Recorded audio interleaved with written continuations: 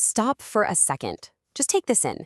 If you drive down an average street with 10 houses, 7 of the families living inside are currently living paycheck to paycheck. 7 out of 10 people in the US are stuck in this exhausting cycle of financial stress, just completely unable to get ahead. And hey, if you're feeling that crushing weight of credit card debt right now, or that gnawing anxiety of not knowing how you're going to cover next month's bills, please know you are absolutely not alone. This system is ridiculously hard to navigate, and it's entirely normal to feel overwhelmed or honestly just left behind. But there is a way out. Welcome to This Explainer. Today, we're unpacking what financial expert David Bach calls an automated roadmap. It's a system to get you out of consumer debt and directly into financial freedom. We're going to dive into some proven principles that have helped millions of everyday people build incredible wealth. And we're talking about folks who started with literally zero, or were buried in massive debt. It doesn't matter if you're in your 20s making minimum wage, or in your 50s starting completely from scratch after a divorce. We're going to show you exactly how this works. Okay, let's dive into this. Here are the 5 steps to get us there. 1. The automatic economy. 2. Pay yourself first. 3. The 3-bucket system. 4. Crushing credit card debt. And 5. The financial fire drill.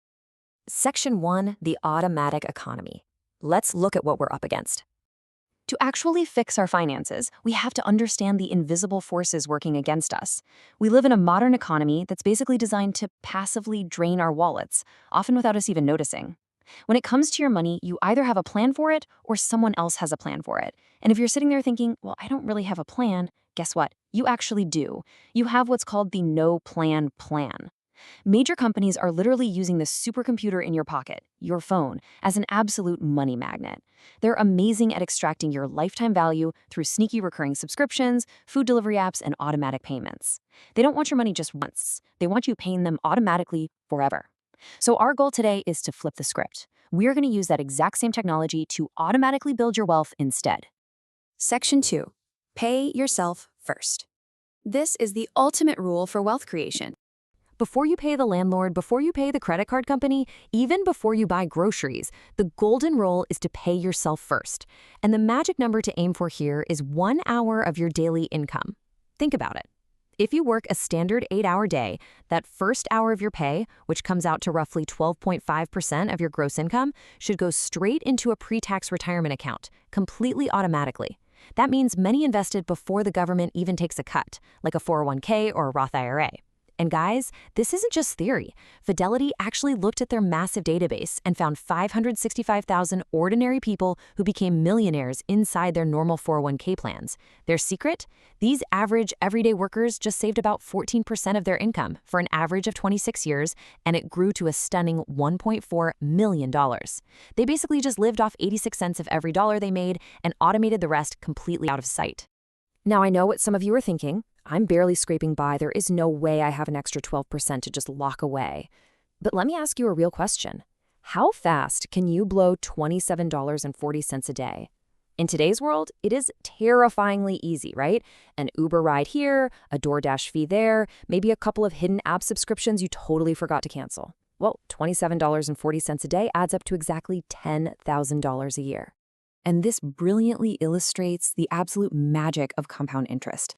Because if you took that easily wasted $27.40 a day and instead invested it in a standard index fund returning the historical stock market average of about 10% over 40 years, it doesn't just grow. It literally explodes into over $4.4 million. Those tiny little leaks in your daily spending are actively draining millions of dollars from your future self. But look, if jumping straight to saving 12% feels totally impossible right now, that is completely fine. Just start with the 1% micro commitment. Log into your work plan or your investment app today and set it to save just 1% of your pay. Honestly, you won't even notice the missing pennies. Then maybe next month, bump it to 2%. Or you could try a 100-day challenge. Literally grab a physical jar in your house and drop $10 a day into it. The exact dollar amount doesn't matter at first. What matters is building the psychological habit of saving first painlessly. Once you prove to yourself that you can easily survive without that cash, your lifestyle will just naturally adjust. Section 3, the 3-bucket system. Let's get organized.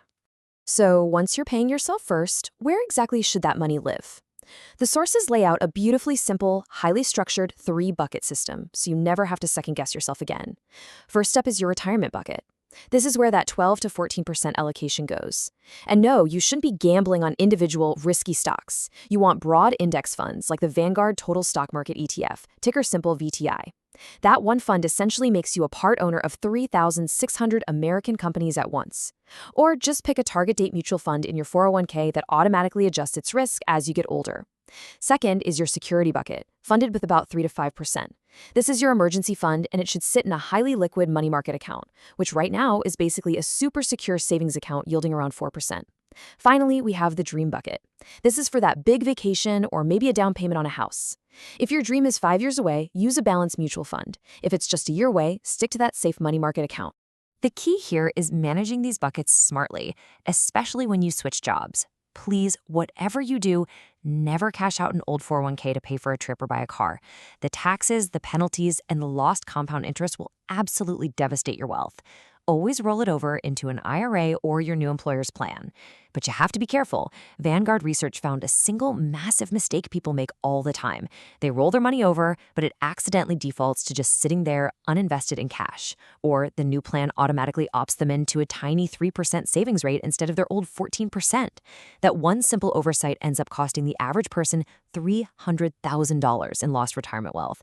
So go double check your account settings today. Section 4. Crushing credit card debt. Time to escape the trap. If you're feeling weighed down and maybe even a little ashamed by consumer debt, listen to me. The credit card trap is brutal by design. It's so easy to open a store card just to get a 10% discount at the register, accidentally miss one payment, get hit with a $30 late fee, and suddenly watch your interest rate skyrocket to 29%. Ignoring it won't make it go away, but there is a targeted, totally mathematical way out. It's called the do-elp method, done on last payment. It's a deliberate, automated system for knocking out multiple credit card balances. The hard truth about debt is that you can get into it in a day, but you cannot get out of it in a day. It takes time, and you desperately need quick psychological wins to keep your momentum going. Now, what's really interesting about this slide is how counterintuitive the math seems at first. First, you're going to print out all your statements and literally line them up. Then, find the card with the smallest actual dollar balance. Here is the trick for step 3. You attack that smallest balance first, incredibly aggressively, regardless of the interest rate. Seriously, even if you have a different card bleeding you at 29%, ignore it for a minute. Automate the minimum payments on all your other cards so you never get slapped with a late fee again, and just pour every extra dollar you have into that smallest balance. Why? Because you need to reduce the number of financial traps in your life as quickly as possible. Paying off that first small card gives you this massive rush of progress and relief, giving you the confidence to roll those payments right into the next smallest balance. Section 5, the financial fire drill. Let's protect what you're building. Moving past debt, we really need to talk about protecting your wealth when life throws its inevitable curveballs. We hate thinking about it, but gray divorce is on the rise. And did you know the average age of widowhood in the US is surprisingly just 59? To protect your family from having to untangle a massive financial mess during a personal crisis, you need to schedule a money date with your partner right now and run a financial fire drill. Go totally old school, buy some physical file folders, and pull together everything on this checklist. Where exactly are all the accounts? What are the digital passwords? Do you have an updated will? And here's a crucial tip. If your will is locked in a bank's safe deposit box, it is practically missing. A grieving spouse often can't legally access that box without the will itself. Do this prep work while things are calm. Trust me, you don't want to be desperately hunting for life insurance policies while you're mourning. Look, if you're watching this and thinking, well, I'm already in my 50s, I have zero saved, I've completely missed the boat on compound interest, just take a deep breath. David Bach's grandmother, who started with absolutely nothing, had a great saying. You don't get rich in days, you get rich in decades. It is truly never too late unless you just give up. Let's say you sit down today, trim some useless subscriptions, and automate just $20 to $40 extra a day into an index fund. In 15 years, right around retirement age, that one simple shift could still build you close to $500,000. Your 50s are actually a phenomenal time to catch up because your kids are probably moving out and your expenses are dropping. The financial world is packed with things we have absolutely no control over. Interest rates, inflation, whatever the economy is doing today.